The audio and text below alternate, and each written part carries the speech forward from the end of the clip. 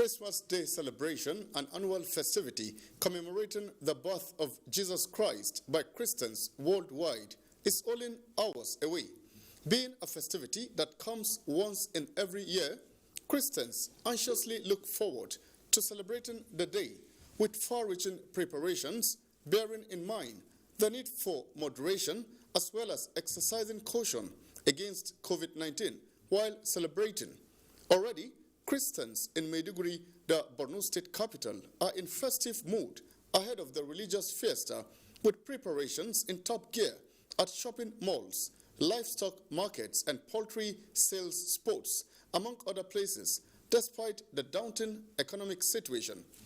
How should Christmas be celebrated, and what key lessons is a Christian expected to imbibe as exemplified by Jesus Christ? This is our focus on Panorama this afternoon from the studios of NTA Maiduguri Network Center. I am Abubakar Muhammad Musa.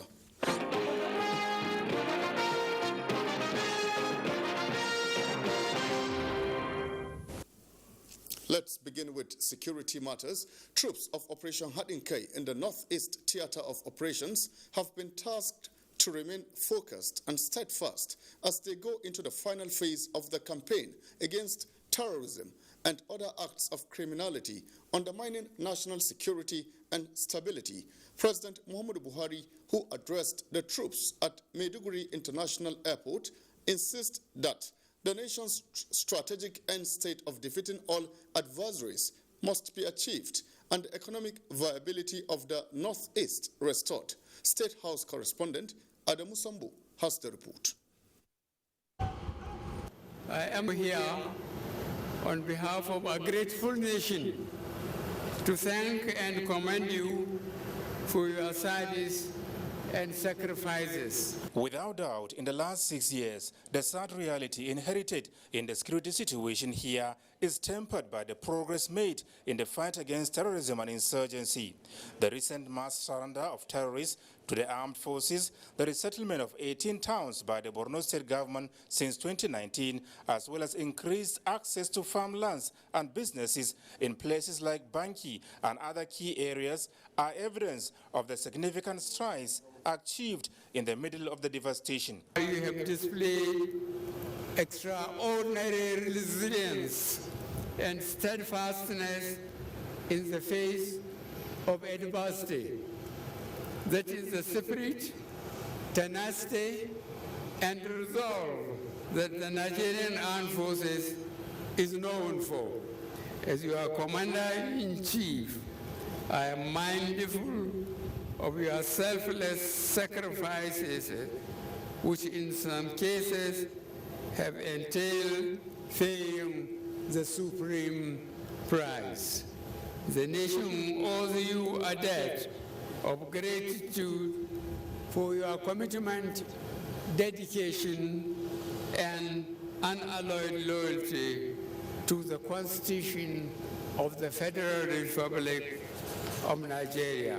President Muhammadu Buhari said although the country is still faced with several security challenges largely characterized by violent activities of non-state actors, public confidence will continue to rise with further optimization in the gains for national security. I am aware that you have started receiving some of the platforms procured by our administration, while you would be receiving some in the weeks ahead. Similar attention is being given to intelligence surveillance, target acquisition, and reconnaissance assets to project force across the theater and bring the fight to a logical and successful end. And as efforts by the military are continuously stepped up, the president said his administration will continue to work with all well-meaning stakeholders, including friendly nations, civil society organizations, as well as other credible non-governmental organizations to bring peace to all troubled areas across the nation. I particularly commend His Excellency Babagana Umar Zulum for his untiring commitment and cherished collaboration with the administration for the overall good of the people of Borno. Yours is a good example of the inherent benefits that are accruable from conscious positive interaction between the federal and government of the state. For the armed forces of Nigeria, unalloyed loyalty and commitment to the nation remain their watchwords. From Maiduguri, Adamu Sambo, NTA News.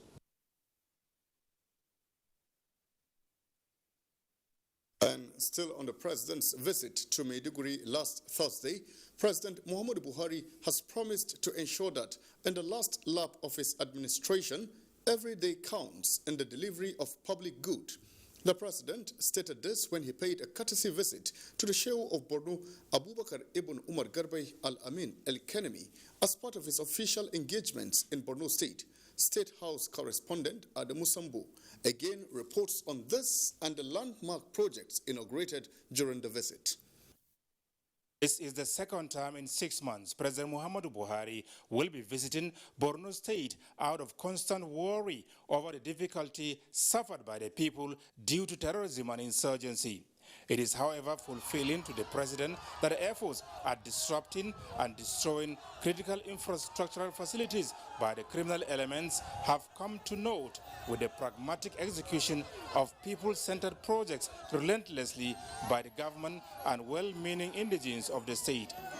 And before meeting the paramount ruler of the Kanuris, the Sheikh of Borno, the Nigerian leader delightedly unveiled a 3.5-kilometer multi-layer flyover, first in the history of the state, as well as a 10-kilometer Maiduguri-Muna dual carriageway executed by the Zulum administration to ease traffic congestion along the customs roundabout.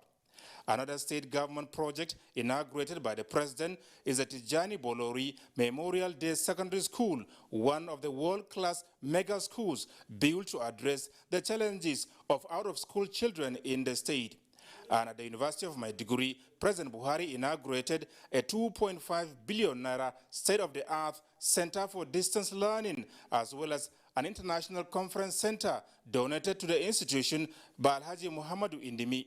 I believe that the center will help the university in the way it delivers learning, training, and skills, as well as to those who will be taking their courses remotely. Alhaji Indimi proved without the slightest doubt that his love for Borno is beyond limits. As part of our gratitude, we have approved the renaming of the popular Damboa Road to become Muhammadu Indimi Road here in Maiduguri. For President Muhammadu Buhari, supporting Borno State to recover from the ravages of insurgency is a shared obligation. I assure the governor of Borno State and people of the Northeast that I'm acutely aware of our successes here and our failures elsewhere, especially in my own geopolitical zone, the Northwest, where it is the same people, the same culture, stealing each other's property, killing each other. What for?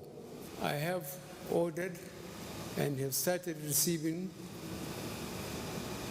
military hardware from the United States, from aircrafts, helicopters, armored cars, and we are going to be very, very hard on them. President Buhari, who also inaugurated the Oriental Energy Resources Limited aircraft hangar built by Alhaji Muhammadu Indimi at Maiduguri International Airport, had told the Sheikh of Borno that none but the most partisan can deny the fact that so much have been achieved by his administration with so little in critical sectors of the nation's economy. When I promise, I try to stand by my promise. I assure you that for the time remaining for us, the 17 very odd months, we will keep on doing our best to make sure, especially the infrastructure, is rehabilitated and built. What this country needs is really the continuous cooperation of the elite. Both the governor of the state, Babagana Umara Zulum, and the Shehu of Borno had earlier appreciated the president for his unprecedented support and assistance to Borno state in the battle against insurgency, as well as restoring the hope of the hopeless. Your Excellency, I'm pleased to bring to your kind notice that people of Borno State have started witnessing gradual return of peace to Borno and indeed to the entire northeast sub-region. And that has made it possible for our farmers to cultivate their lands this year.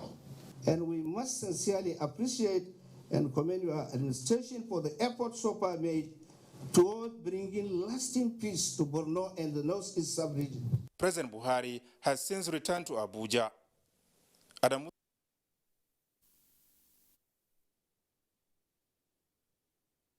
From Nigeria's president visit to Maiduguri now to look at other issues on Panorama. The Federal Executive Council has approved 16 memos in an extraordinary meeting held last Thursday. All the 16 memos approved were presented by the Minister of Power, Abubakar Aliyu, geared towards strengthening the capacity of power generation and transmission in the country. State House correspondent Aliyu Kabir has more details. Ordinary Federal Executive Council meeting presided over by the Vice President, Professor Emio Shimbajo, approved all the 16 memos presented by the Minister of Power, Abubakar Aliyu.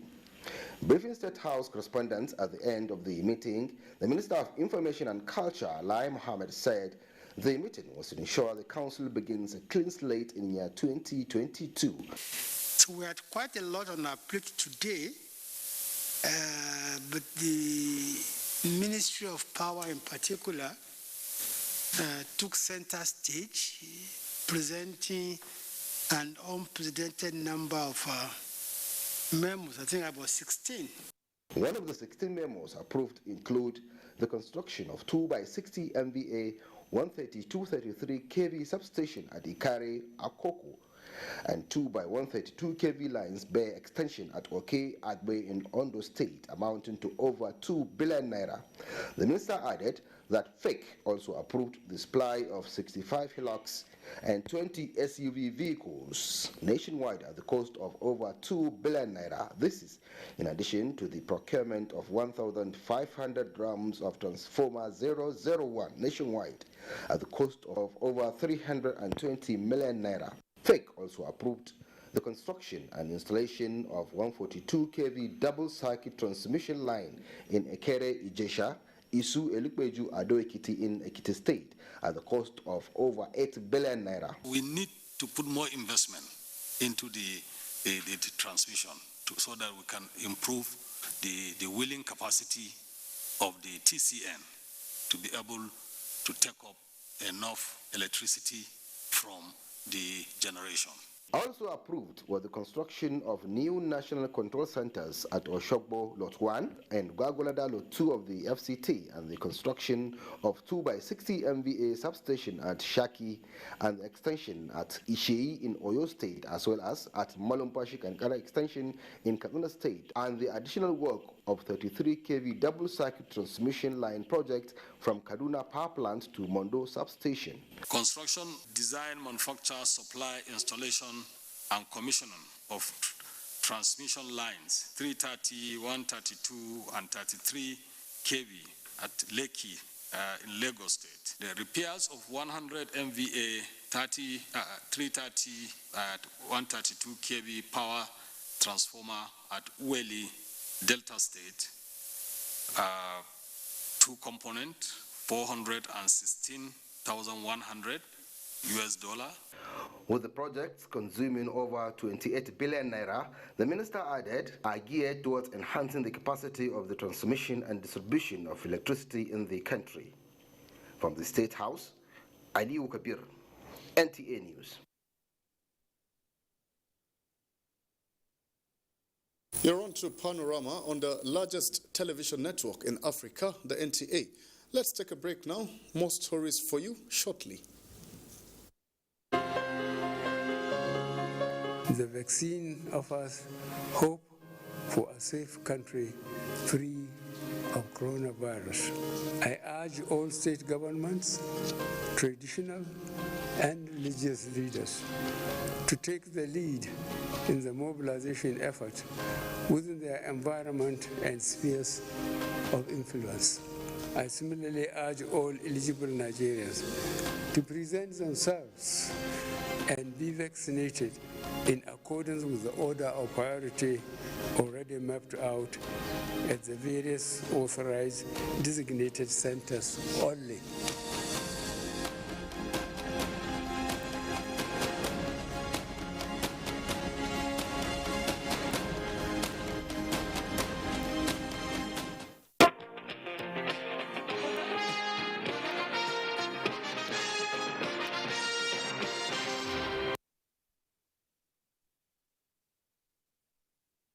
We're glad to have you back on Panorama from the studios of NTA Maiduguri. Let's move on now. The newly appointed minister from Taraba, Muazu Jaji Sambo, has been sworn in to fill existing vacancy in the Federal Executive Council. President Muhammadu Buhari performed the ceremony in conformity with the provisions of the 1999 Constitution as amended. State House correspondent Adamu Sambo once again reports. I will preserve, protect, and defend the Constitution of the Federal Republic of Nigeria. Born 62 years ago in Jalingo, Taraba State, Muazu Jaji Sambo is a building graduate from Ahmadu Bello University, Zaria. He is a corporate member of the Nigerian Institute of Building, Council of Registered Builders of Nigeria, and the Nigerian Institute of Management. Described in his citation as a grassroots mobilizer, the new minister worked as senior civil engineer with the Nigerian Post Authority, served in various management positions in banking and insurance industries, and retired in 2019 as general manager, National Inland Waterways Authority, Lagos Zonal Office. Congratulations, Honorable Minister. Posted to Ministry of Works and Housing.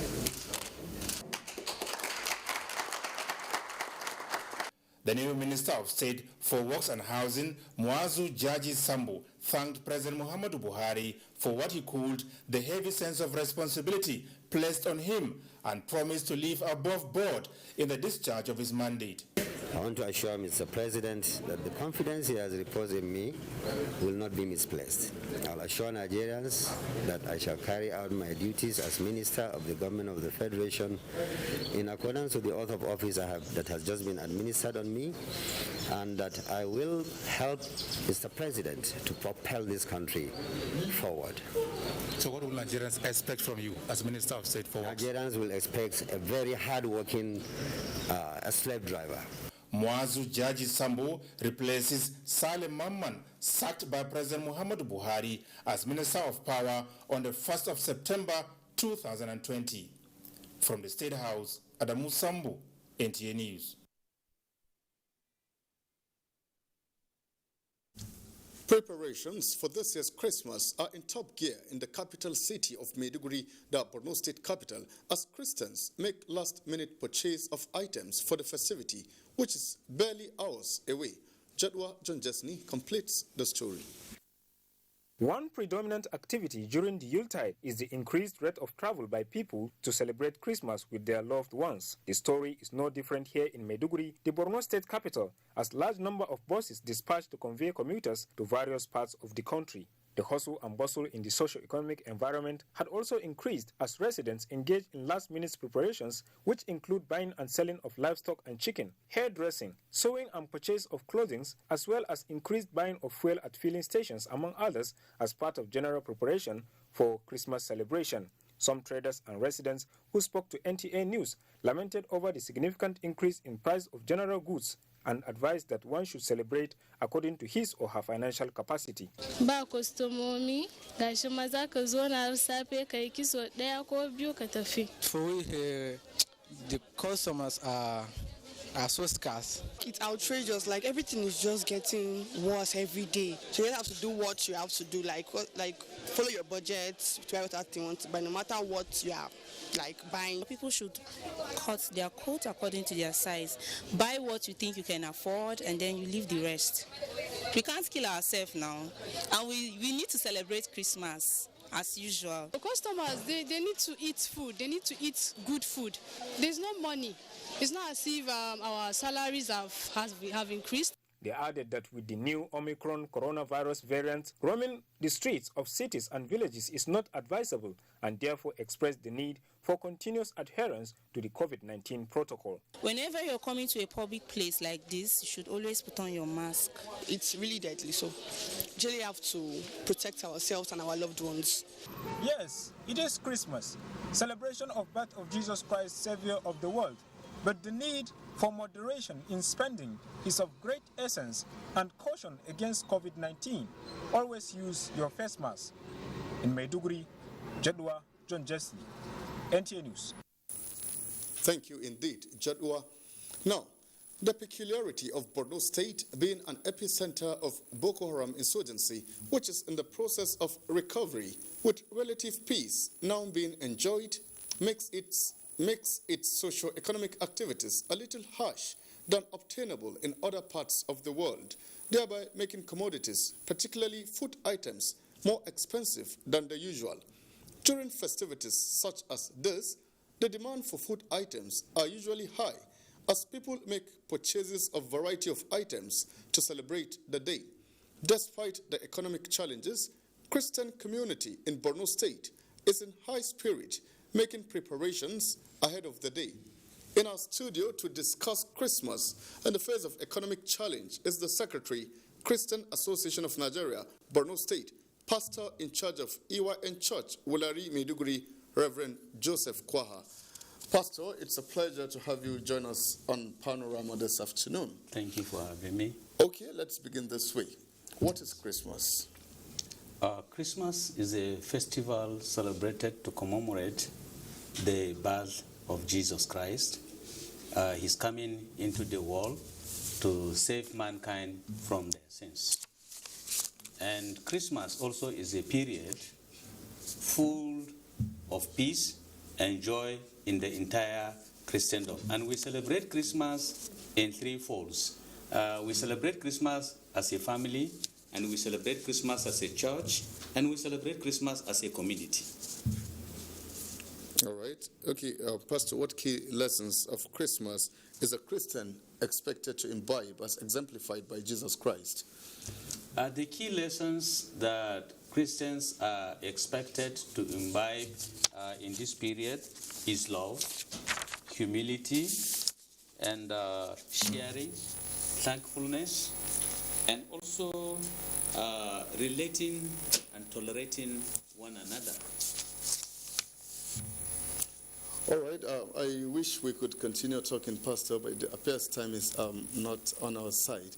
At this point in time, I'd like to say a very big thank you to you for being part of Panorama this afternoon. Thank you for having me. That was the Secretary, Christian Association of Nigeria, Borno State, Pastor in charge of EYN Church, Wulari Maiduguri, Reverend Joseph Kwaha. Thank you once again for being part of Panorama. Thank you. Let's now join our sports desk for the latest in the sports world.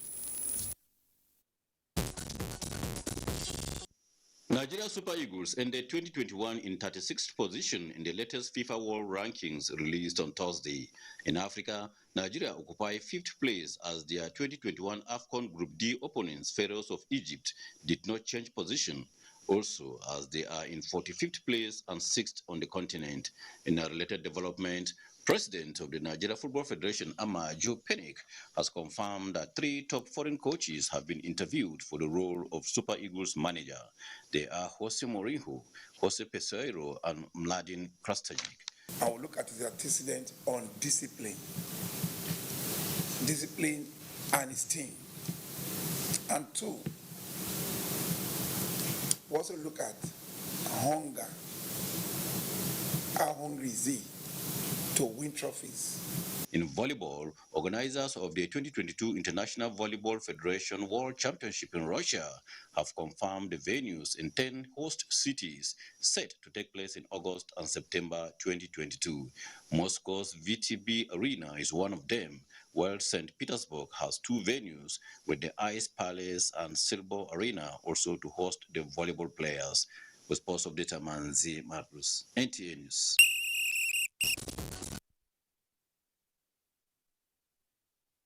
Amanzi. And that's it on Panorama this afternoon from the studios of NTA Maiduguri Network Center. Merry Christmas and Happy New Year to all of you out there in advance.